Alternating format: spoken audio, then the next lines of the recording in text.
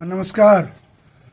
आज हमारा जो वीडियो का टॉपिक है, दहेज प्रथा एक सामाजिक और सांस्कृतिक अभिशाप है। मैं एक अभी उच्चतम न्यायालय मतलब सुप्रीम कोर्ट ऑफ इंडिया का एक जजमेंट बहुत बढ़िया आया है, जिसको मैं द हिंदू न्यूज़पेपर के थ्रू बहुत डिटेल स्टडी करके मैं आज इस वीडियो को शूट कर रहा हूँ।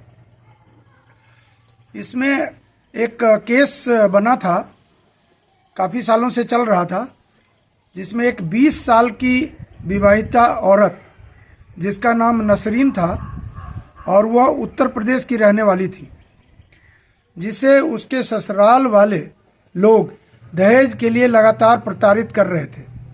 दहेज में ससुराल वालों की मांग था एक कलर टीवी, एक मोटरसाइकिल और 15,000 रुपये। बाद में ससुराल वालों की मांग पूरा नहीं हो रहने के कारण वो लोग नसरीन को जलाकर मार डाला। फिर बाद में नसरीन के माता पिता कोर्ट के तरफ रुख किया और केस दायर किया।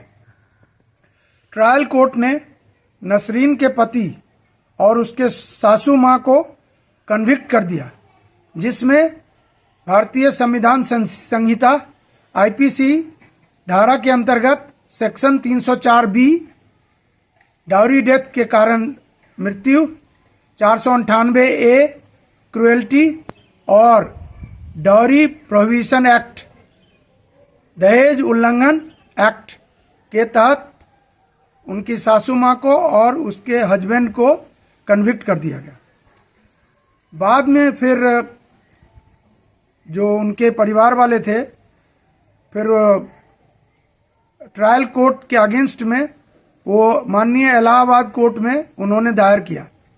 माननीय इलाहाबाद हाई कोर्ट ने अपने ऑर्डर में उन दोनों नसरीन के पति और उसके सासू माँ को अपराध मुक्त कर दिया।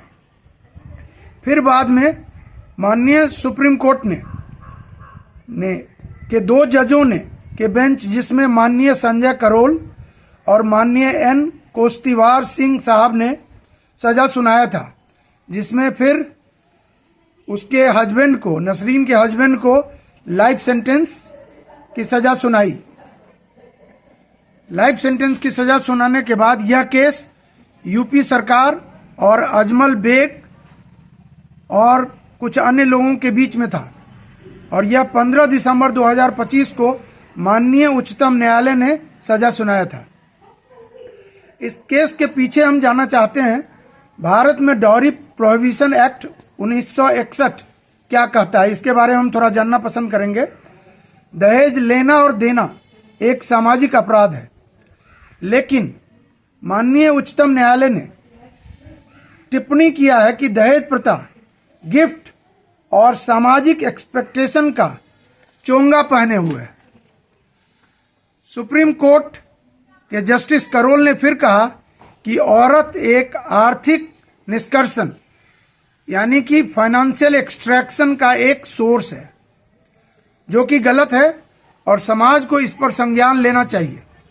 कोर्ट ने अपने ही एक अपनी टिप्पणी में कहा कि बेटी की शादी अपने हाई स्टेटस फैमिली में करने में भारी मूल्य चुकाना पड़ता है और यह औरत के मूलभूत अधिकार को चैलेंज करता है, जिसके लिए औरत को भारी मूल्य चुकाना पड़ता है। माननीय सुप्रीम कोर्ट ने इसमें सुधार करने के लिए सरकार को कुछ डायरेक्टिव इशू किए हैं, जो इस प्रकार है। भारत सरकार और राज्य सरकारें एकेडमिक करिकुलम में इस विषय को जोड़ें और बच्चों को इस विषय में जानकारी दें, पढ़ाएं, जो हर लेवल के बच्चों के लिए उचित होना चाहिए। दूसरा, कॉन्स्टिट्यूशनल पोजीशन शादी के दोनों पक्षों के लिए बराबर नज़र से रीइंफोर्स किया जाना चाहिए, जिससे कि दहेज पूरी तरीके से रुक सके। माननीय सुप्रीम कोर्ट ने राज्यों में डाउरी प्रोहिबिशन ऑफिसर नियुक्त करने के लिए भी कहा है, जो इससे संबंधित डिटेल्स को ट्रैक करेंगे।